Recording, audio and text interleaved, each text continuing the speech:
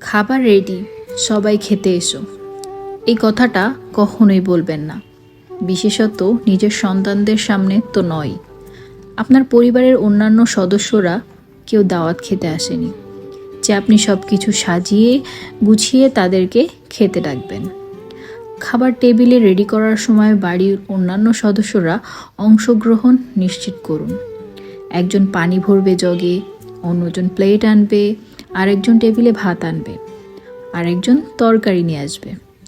সালাদ কাটার দায়িত্ব না হয় আরেকজনকে দিন। সদস্য সংখ্যা বেশি হলে এক একদিন এক একজনের পালা তৈরি করে দিন। আপনার সন্তানদেরকে এটা শেখাবেন না যে খাবার রেডি করে মুখের সামনে সাজানোর দায়িত্ব শুধু মায়ের। তাদের দায়িত্ব শুধু খাওয়া। শুধু তাই নয়, খাবার শেষে নিচের প্লেট ধুয়ে রাখতে শেখান। এই অভ্যাসটা ছোট থেকেই শুরু করেন, না হলে একটু বড় হয়ে গেলে যখন অভ্যাস হয়ে যাবে তখন কিন্তু আর পাল্টাবে না। আমাদের দেশে কিন্তু এই জিনিসের প্রচলন নেই বললেই চলে, কারণ সবাই মনে করে বাড়ির সমস্ত কাজের দায়িত্বই হচ্ছে মায়েদের, আর পুরুষ মানুষ ঘরের কাজ করা তো গুনহায়ের কাজ। যখন একটু ছোট ছিলাম তখন আম্মু যে কোনো কাজই যখন করতে যেত তখনই আমাকে ডাক দিত।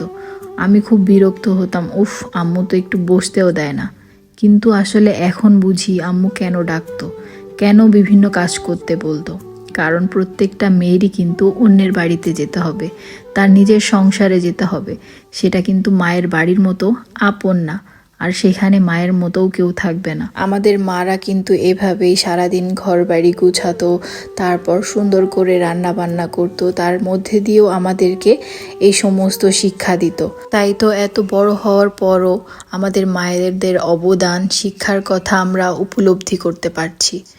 কিন্তু আমরা কি করছি, আমাদের সন্তান ছেলে মেয়েদের হাতে বিভিন্ন ধরনের ইলেকট্রনিক্স ডিভাইস তুলে দিচ্ছি, স্মার্টফোন তুলে দিচ্ছি। আমাদের এই সন্তানেরাও একদিন বড় হবে, তাদেরও বিয়ে হবে, তারাও অন্যের ঘরে যাবে, তারাও একদিন আমাদের এই জায়গায় আসবে, কিন্তু তারা আমাদের কষ্টটা উপলব্ধি করতে পারবে না এবং নিজেদের পরিস্থিতিও সামলাতে পারবে না। কারণ আমাদের মা আমাদেরকে যে শিক্ষাগুলো দিয়েছিল, আমরা সেই শিক্ষাগুলো আমাদের সন্তানদেরকে না দিয়ে আমরা তাদের হাতে তুলে দিয়েছিলাম electronics device, mobile, video game, যার কারণে তারা এই শিক্ষাগুলো না নিয়ে তারা ওই শিক্ষাগুলো নিয়েছে যেগুলো আমরা তাদেরকে দিয়েছিলাম।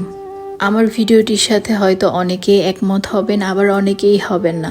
এটা যার যার একান্তই নিজস্ব ব্যাপার। তবে আমার যেটা মনে হয়েছে বর্তমান যুগের সাথে তাল মিলিয়ে আমি সেটাই বলেছি। আমার ভিডিওটি ভালো লাগলে অবশ্যই লাইক, কমেন্ট, শেয়ার দিয়ে আমার পেজটির পাশেই থাকবেন। আল্লাহ হাফেজ।